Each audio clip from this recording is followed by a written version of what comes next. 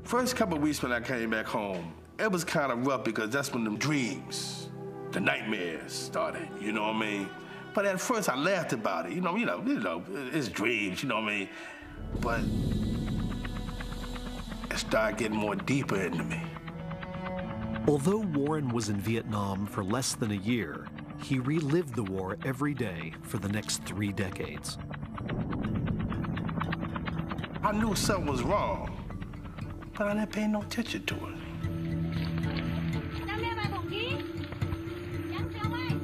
So how did you know that you had PTSD? Well, at first, I didn't know I had PTSD. What did you think it was? First I thought I was going crazy. You know, like I was losing my mind, you know. And then, eventually, I started remembering these dreams. And I started remembering where it took place. The people was in these dreams. And then, it started getting worse. I started drinking more, doing drugs, don't want to go to sleep. You know, eventually I was killing myself. For more than 30 years, Warren couldn't keep a job or even stand to be around other people. Eventually, he stopped leaving his house. I was possessed. My life ended. I didn't have nothing. Sometimes I didn't want to live, but I was too scared to kill myself. Doctors at the Veterans Administration gave Warren a range of medications: sleeping pills, antidepressants, anti-anxiety drugs. But nothing helped. Every night, the war in his head raged on. Although any kind of trauma can lead to PTSD, combat soldiers run an unusually high risk. Because traditional treatments fall short, tens of thousands of soldiers and their families are struggling with the disorder. Yeah, he did. He got a rope on that one. You got a little piece of that one, didn't you? Huh? Come on, sis. Just throw it. Bob is devoted to his wife and their 2 young children. But his mind keeps returning to something that happened in Iraq. Uniform stuff and flashlights are still dirty, see? And my letters all here from my wife. I got more stuff down in the bottom. I kept my uniforms and boots just for keepsakes. Smell that smell? Can't get it out. Can't get it out. In 2003, Bob crossed into Iraq as part of the first invasion forces. Within days, he found himself on the outskirts of Nasiriyah in one of the bloodiest battles of the conflict. The horrors of war were all around him. But one image in particular is burned into his memory: the face of the Iraqi soldier who died in Bob's arms. Our column was moving, and there was a bus, and it was on fire. And there were people screaming and yelling.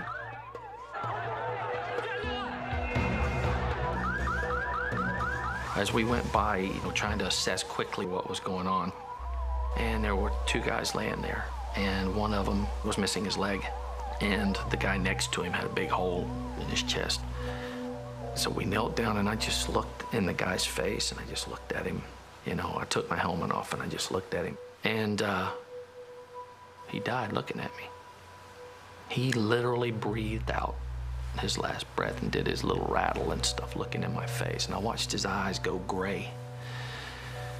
And right now, as I tell you about that, I can see his face as clearly as if I'm looking at the floor, just that clearly.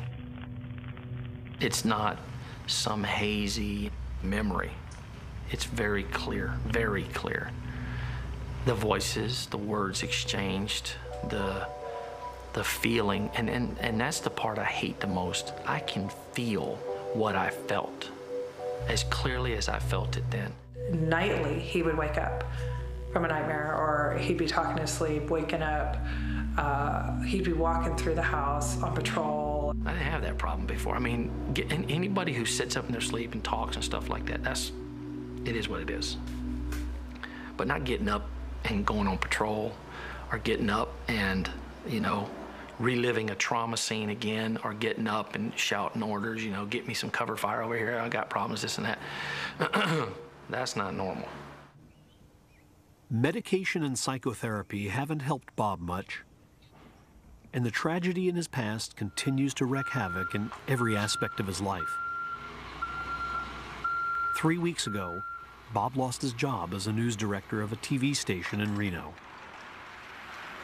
We're moving. We're leaving Reno, and we're going back to the Bay Area to start over. And do what, I don't know. I do think that the symptoms of PTSD that I deal with every day, and the fact that I don't get a lot of rest because I can't sleep, so yeah, it contributed to me losing my job here and probably my career.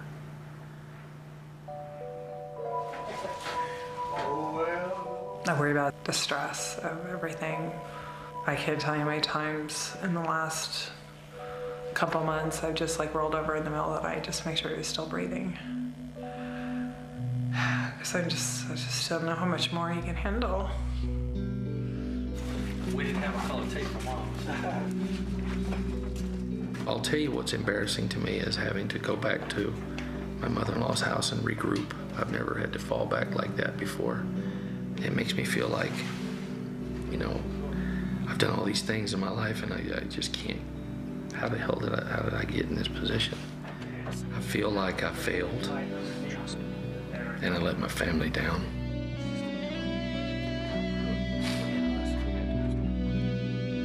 So what causes PTSD? Why do our brains sometimes remember the very things we'd most like them to forget? Emotional events leave long-lasting traces in memory.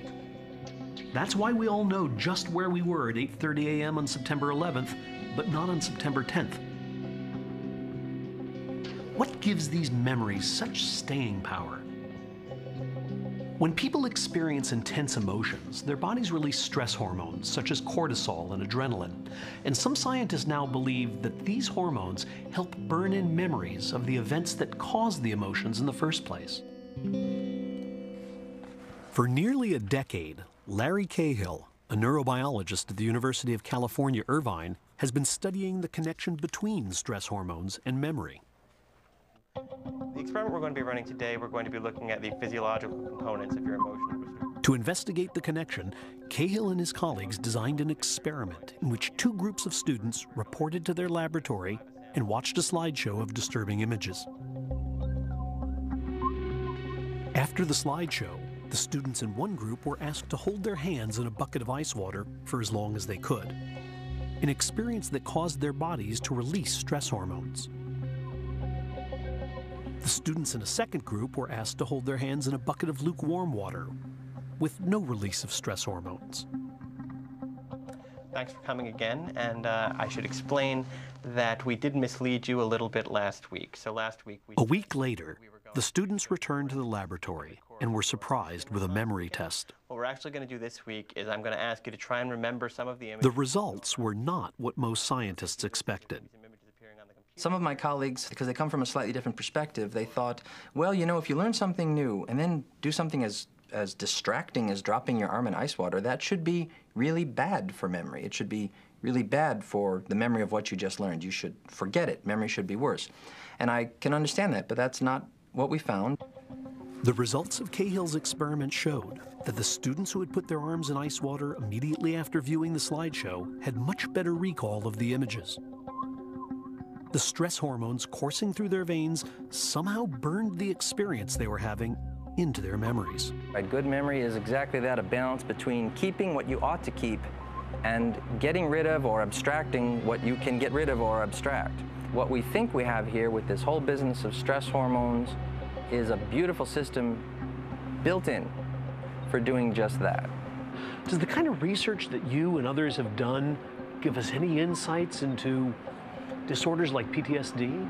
When someone experiences something too traumatic, a rape, a horrible car crash, being in a battle, it could be that this normally very helpful memory boost system that we've been talking about somehow, and for reasons we don't fully understand, gets stuck in the on position, right? And in the period during and after the trauma, repeatedly strengthens a memory, strengthens a memory, strengthens a memory. The retrieval of the memory causes the stress hormones, and the stress hormones keep strengthening the memory, and you can imagine a positive feedback cycle.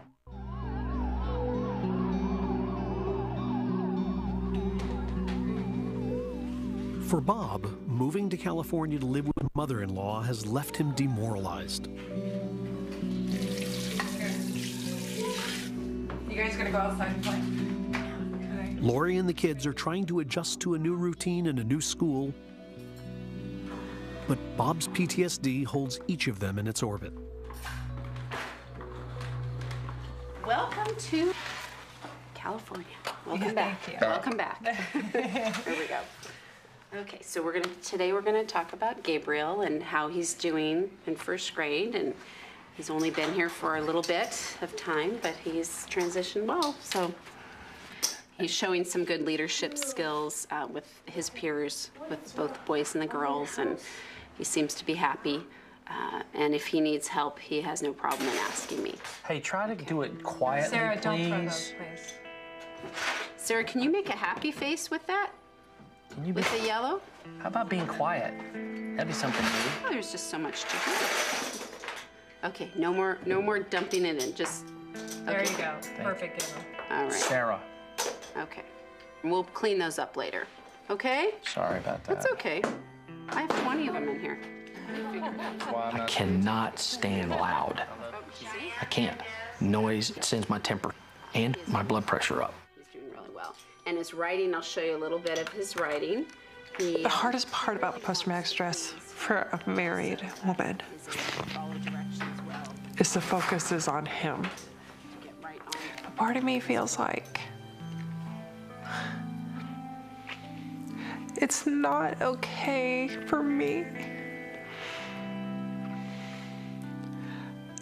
to break down because the focus is on helping him and lifting him up and getting him through this time. He's so fragile right now.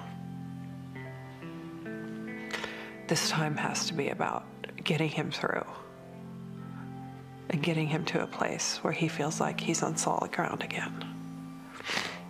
Then I'll have my time. I love you, baby. PTSD threatens to destroy everything Bob cares about. As he looks for a new job in California, the obstacles seem almost insurmountable. I was mobilized twice, and I did the invasion. And we just moved back to California. We were gone out of the state for 20 months and been back about a month. Age limit. No matter what. No matter what. I'm too old. Only looking for officers, huh? Yeah, entry level. Yeah. Some retail management, a lot of management in the news business. The market is running tough right now. Yeah. Because, I appreciate it. Thanks for your time. Thank you, sir. Before he left Reno, Bob learned about a new form of cognitive behavioral therapy to treat PTSD.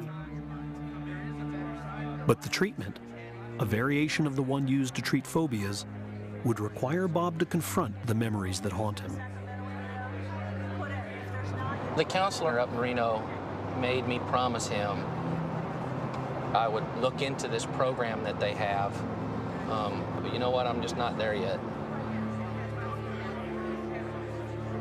I'm reading in the paper, and I see this University of Pennsylvania, PTSD, come to 3535 Market Street. So I said to myself, oh, here come another fluke. Here come another VA. You know what I mean? They're going to give me medications. But they didn't. At the University of Pennsylvania, researchers were developing a form of CBT called prolonged exposure therapy. Instead of hiding from his traumatic memories, this therapy would require Warren to embrace them, to relive them over and over again, until his fear of them diminished. Reliving horror isn't easy.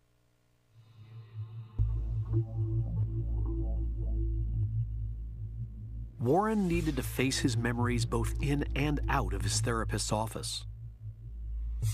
The movie Full Metal Jacket had always sent Warren into a panic. Now, he forced himself to watch the movie again and again. Eventually, it began to get easier. We think that what's happening in exposure therapy is new learning. A lot of times people years ago used to think that in our work with anxiety that we were erasing a fear memory, and we know that that's not true.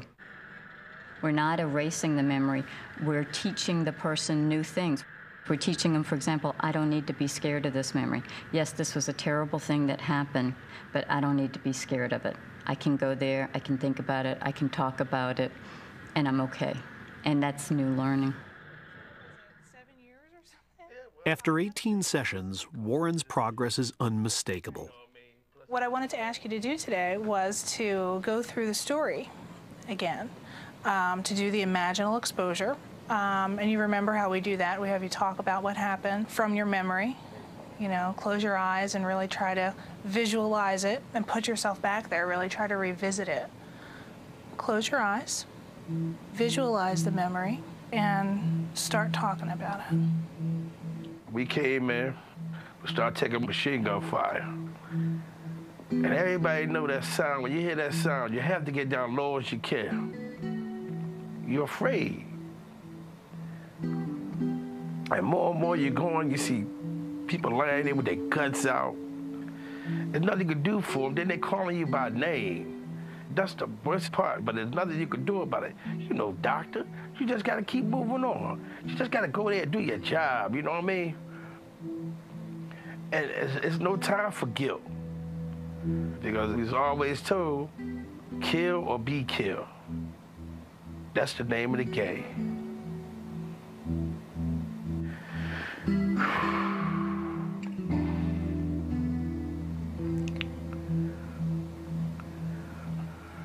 I'm okay. No sweating of the hands, no headache, a little teary, but as far as that, I'm all right. Let me ask you this. If I had PTSD and I was haunted by dreams and haunted by thoughts, I'd want to get away from them. And the last thing I would do would go see a therapist who says, oh no, we're gonna talk about them. I'd say, oh no, I see enough of that at night. I don't want to see that during the day. Can you relate to people feeling that way? Well, I used to be like that. I didn't want to talk about it. I didn't want to say nothing about it. But you gotta face it. Do you think there are a lot of soldiers who might not even ask for help because they have kind of this sense that I'm supposed to be brave, I'm supposed to make my way through this, I'm not supposed to ask other people to help me? Well, they're fools. They are fools. Because sometimes you need to drop that macho thing and ask for help, because if you don't ask for help, you're going to die. And that's what you're going to be, macho man? Well, you know something? The graves are full of macho men.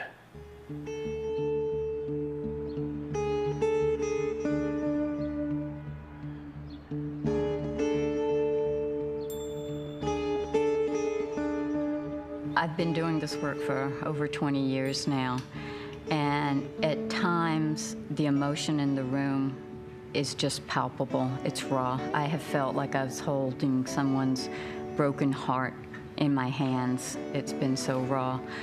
But part of what I've taken away from this work is the resilience of the human spirit.